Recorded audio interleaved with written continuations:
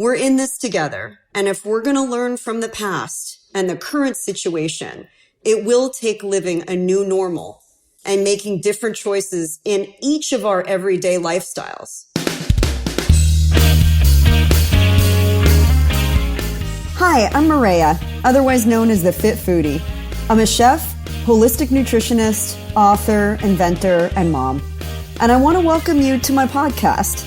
It's called Recipes for Your Best Life. And with every episode, I'm peeling back the onion on fitness, nutrition, health, wellness, and family. The truth is, you're the chef of your life. And for every important pillar, there's a great recipe worth sharing. So every week, we'll explore them together. Think of it as food for thought that you can really sink your teeth into. So join me, and let's squeeze the joy out of this life, because you only get one. Can I get a fork, yeah? I was flipping through an old journal as I was unpacking some boxes into the new home that I share with my new husband. I have to say, I got a good kick out of reading some of the entries. Gosh, how stupid I was, I thought. Some of the dumb things I did and said. Kind of embarrassing, but it was a reminder of a time where maybe I didn't know any better. They say you shouldn't live in the past, but my very wise grandfather used to say something a little different. We should learn from it as not to repeat the same mistakes in the future, in our personal lives and in how we handle global crises.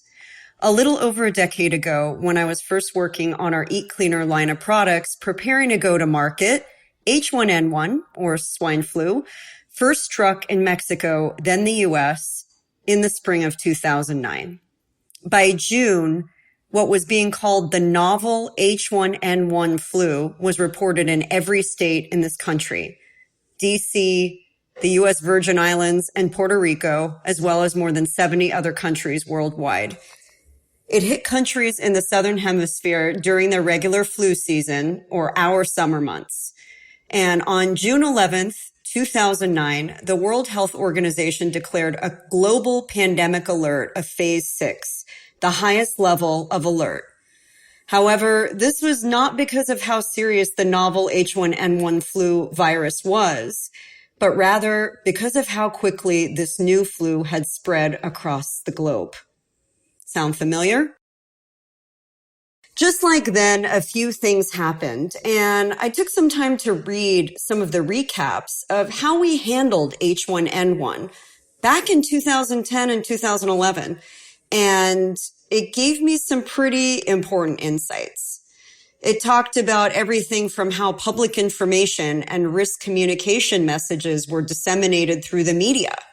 I mean, I don't fault the media, but I'm just saying, not everything that you read is true. And sometimes information is received and given to the public before it's really validated. Back then, laboratory and analytical services were overburdened. There just weren't enough places for tests to happen. And in some cases, that really didn't happen, just like we're experiencing now. I mean, it just seems like recently we're getting testing done. Back then, antiviral drug stockpiles were lacking. It's something that was written about in the news. I don't know if that was ever really something that we prepared for, even for now. And supplies of surgical masks and N95 face-fitting respirators disappeared quickly, exactly like what's happening now. And while supply chains for many of these critical products and services weren't necessarily interrupted because they were prioritized, we just couldn't create them fast enough. And a lot of them were coming from overseas. Exactly the situation that we're experiencing today. So I look at the past and I look at what we maybe learned or maybe didn't learn as a society, as a citizen of this country. But then I think about the rest of life. I think about the crashing stock market and watching 30 to 40% of my retirement disappear in a matter of days. I think about the consistent headlines of a recession on our doorstep, my friends who are shuttering their businesses and wondering how they're going to make ends meet. I think about the kids that are unable to go to school and play outside.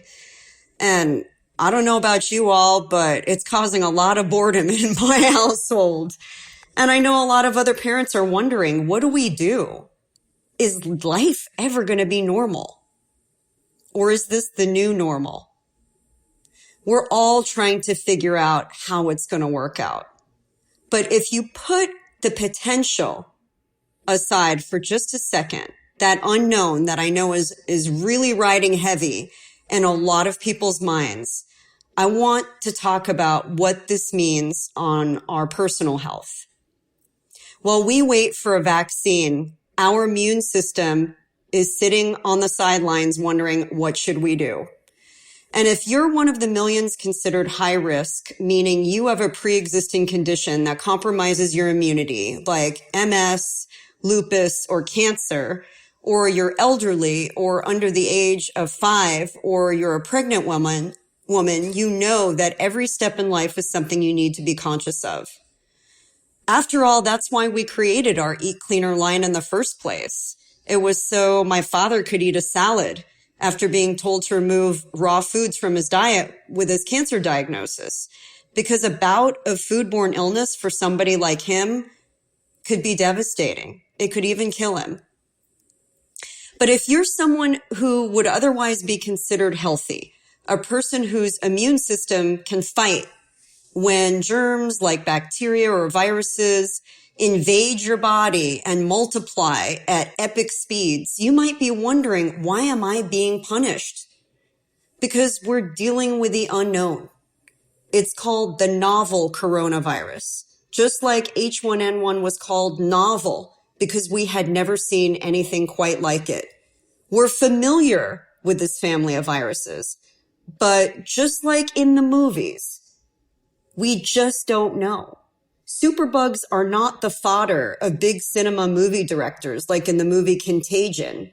They're real, and they have the potential to be far more devastating than anything we've ever seen. We're in this together, and if we're going to learn from the past and the current situation, it will take living a new normal and making different choices in each of our everyday lifestyles.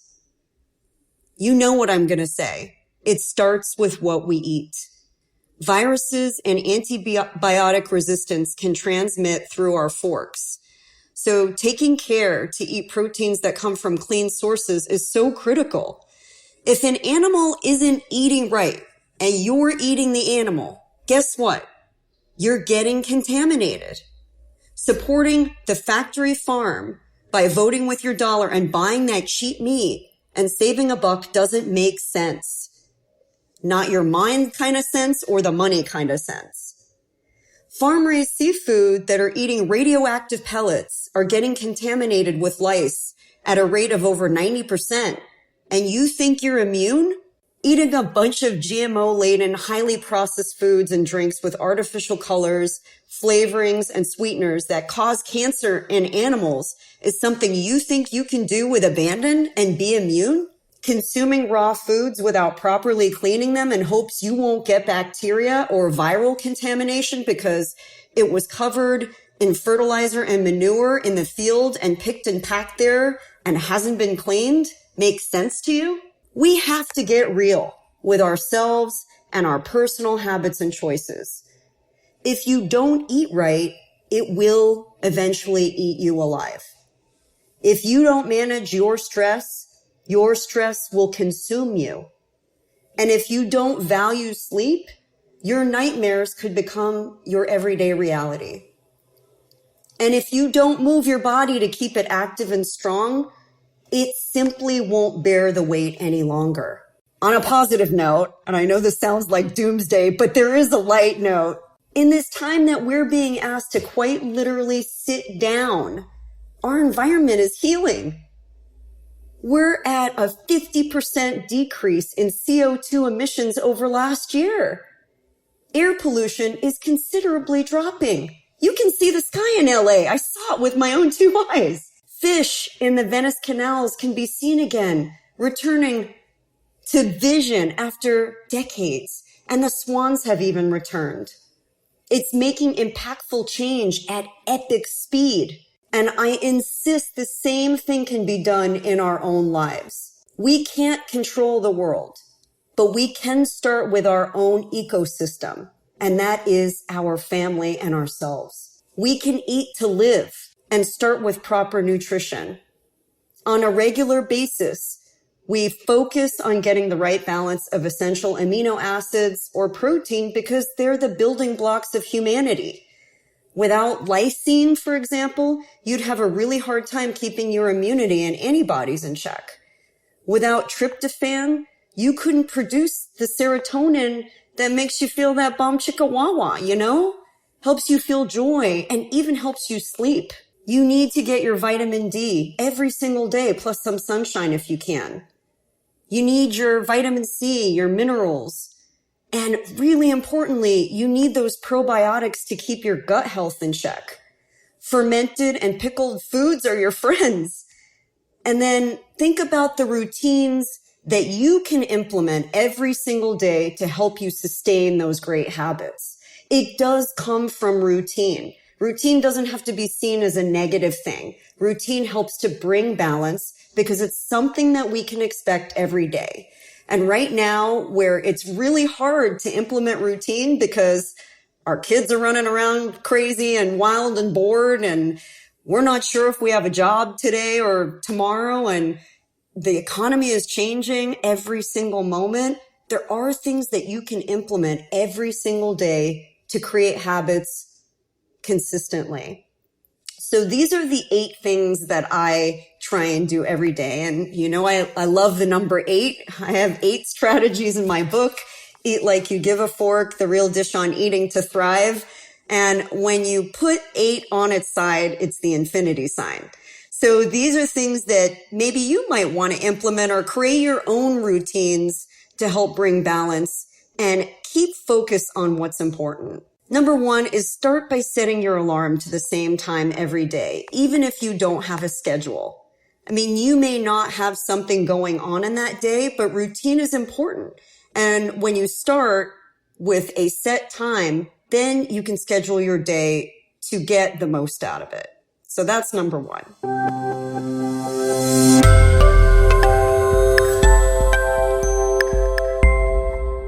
Have you ever wondered, is rinsing my produce with the water that comes out of the sink that I don't even drink enough to really clean it? Well, then you're one of the smartest people I know, because you're absolutely right. It's not enough. That's why we created the only all-natural and patented line of food wash and wipes, and it's called Eat Cleaner. It's tasteless, odorless, and lab tested, and it removes up to 99.9% of the residue that water can't, including pesticides, wax, soil, and junk that can carry bacteria that can really make you sick. Plus, we formulated it to help extend the shelf life of your fresh produce too, and that'll save you money. When your berries are lasting up to 10-12 days, you know that's a good thing. It helps your produce last up to 5 times longer using a natural blend of fruit acids and antioxidants. So there's no chemicals. It's just clean eating fun. And this can help save your family an average of over $500 per year. Make it easy on yourself, reduce waste, and get that fruit and veggies into your body, where it's going to do you a lot of good and not in the trash. Check us out, eatcleaner.com, or head to our Amazon store at amazon.com/eatcleaner.